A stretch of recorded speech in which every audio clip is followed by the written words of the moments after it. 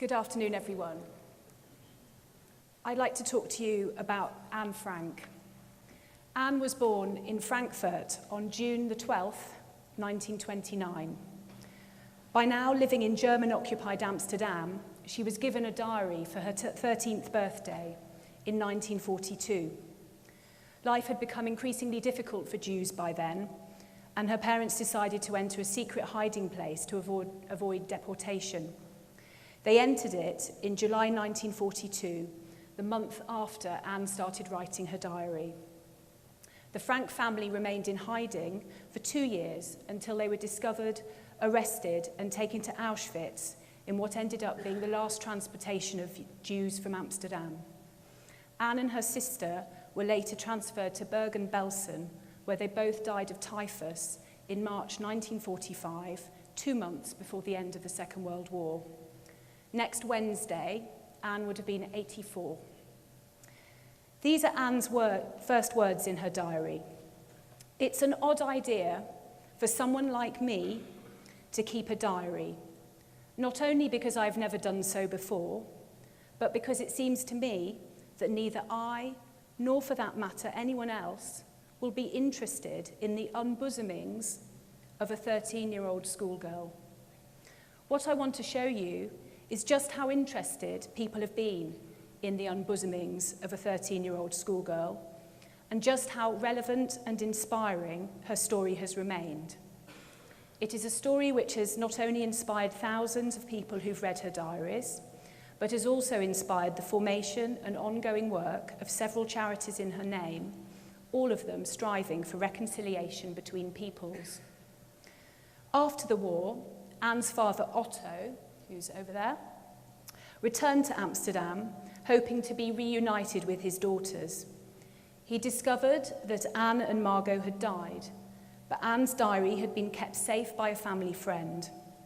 Otto found it difficult to read at first and originally intended to keep it within the family, but was persuaded to publish when he realized that Anne's words shed light on the experiences of those who suffered during the Holocaust.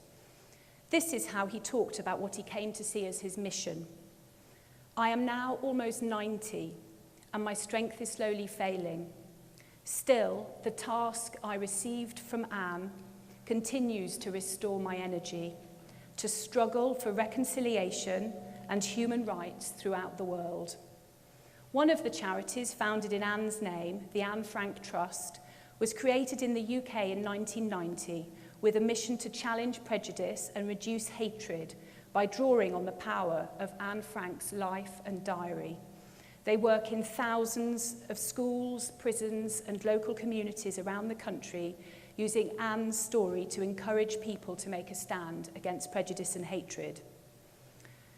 So moving on from the story of Anne, I'm just going to illustrate the magic of Anne's words by a quote about about the chestnut tree she could see from her window, and that's the view through the window there of the chestnut tree. It appears in the diary 3 times.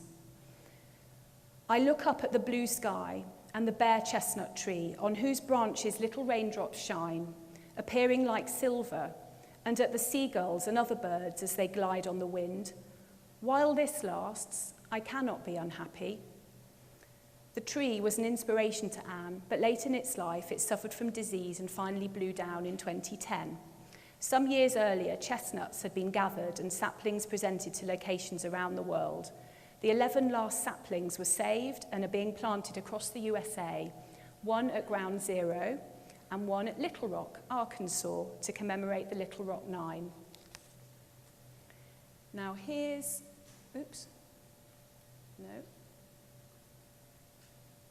Here's an individual campaign which is running currently in the weeks leading up to Anne's birthday next week, and I just loved it. Picking up on the fact that Anne was given her diary for her 13th birthday, if you're 13 in 2013, you're invited to write to our one and only Prime Minister to tell him what would make a better Britain for young people.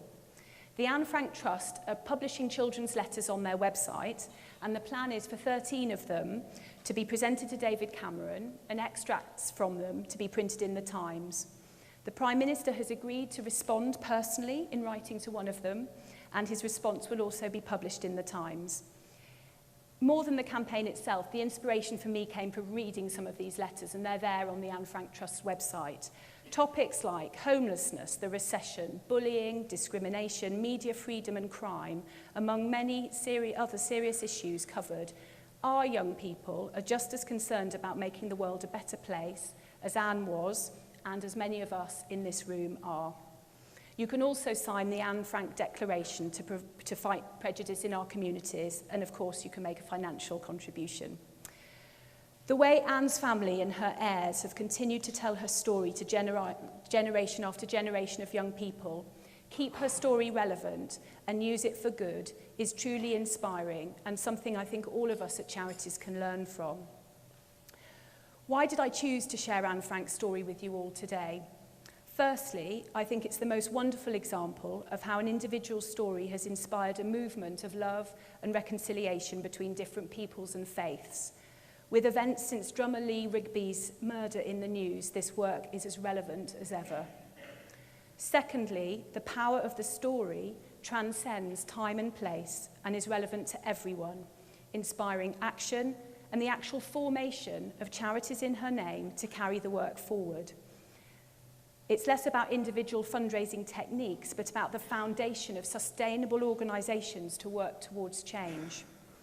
And thirdly, I feel a deep personal connection to her, as my own grandfather's family were Dutch Jewish immigrants who came to London from the Netherlands in the late 19th century.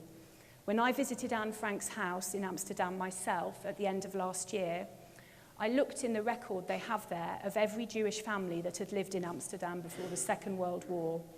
Every single person listed with my grandfather's family name had perished in Auschwitz.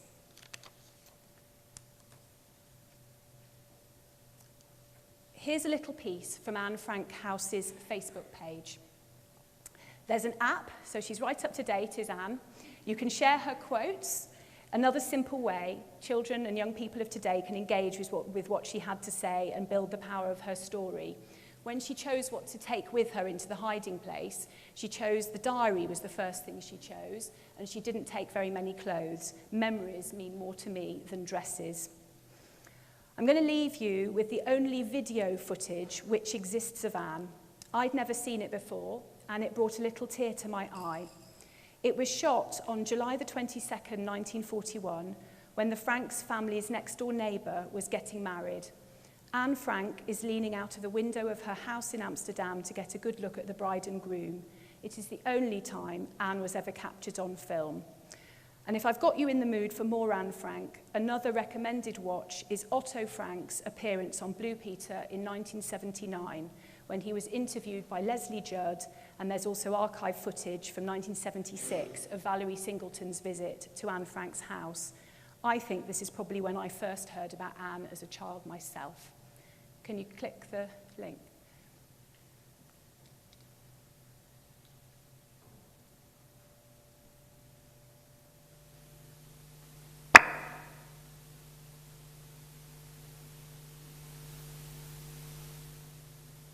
There she is.